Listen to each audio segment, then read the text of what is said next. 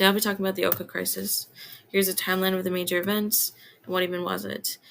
It was a 78-day dispute between the Mohawk and Quebec police, however, escalated as the RCMP and Canadian Armed Forces were involved. This was a protest for the government use of native sacred land to build a recreational facility. To further explain, they were trying to expand a golf course on Mohawk territory that they've been trying to re-entitle their people for a long time. This first started in 1761 when they were trying to gain their recognition for that land, but the government had never granted this acknowledgement and ignored their constant petitions.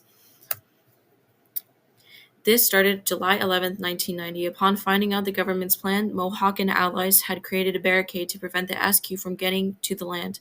On the same day, the SQ used tear gas and concussion grenades. Following, a gunfight broke out, which killed an officer, so they had retreated. As the resistance continued, however, more Indigenous supporters around the country joined the fight. Eventually, police retaliated again and set up barricades of their own and checkpoints to remove protesters' access from Montreal Island. This action angered residents and caused chaos for civilians that weren't even involved. Mid-July, the SQ brought in the RCMP, and by August 20th, they had deemed the situation out of control and requested assistance from the Canadian Armed Forces. This operation was called Operation Salon.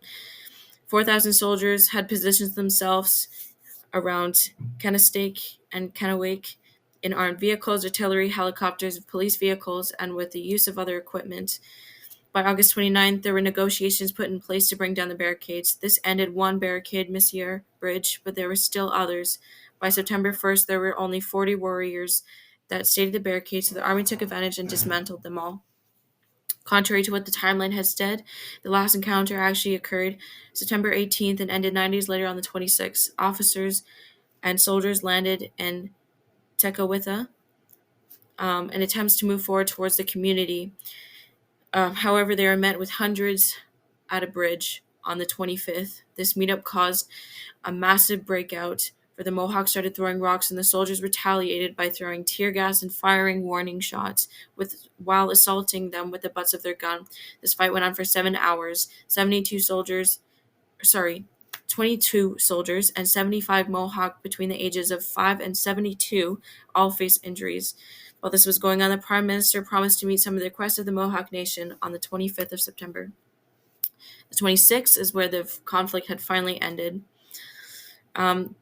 The Aboriginals had decided to leave peacefully, which was to the surprise of the government. But upon the departure, a soldier claimed to be confused and stabbed a 14-year-old girl that was carrying her younger sister to safety. She and her sister had been behind the barricade for weeks as her mom was trying to be a negotiator for the people.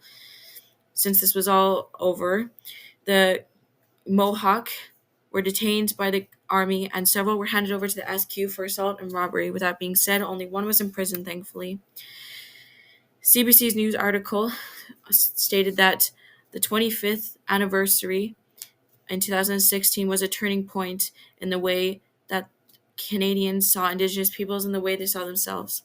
August 21st, the following year, 1991, the Royal Commission of Aboriginal People was established. This was in order to benefit the relationship between Indigenous and non-Indigenous Canadians and change the way the peoples were handled. November 21st that same year, the RCAP was published and put into action. The federal government also purchased the pines, the burial grounds of the Mohawk, in 2001. This event was really important and had a deep understanding for this class as well. This was able to apply to numerous topics. However, the ones that applied the most were 2.2 and 8.1. This was because they discussed how the justice system treats written word and the Indigenous peoples in general. Oftentimes, they are overlooked and abused without proper reconciliation and acknowledgement. These same behaviors took place during, after, and before the Oka Crisis. I had previously known about the Oka Crisis. However, during this research, I was really helped me to understand the issue better. I now have a better appreciation and for the frustration that the Indigenous peoples feel towards change in the process in which it takes place in the justice and governing system. Not only that, but it's disappointing to see how the people were silenced, and when they do try to address the issue, it is often seen as an act of attack or with no value. Here are the references. Thank you.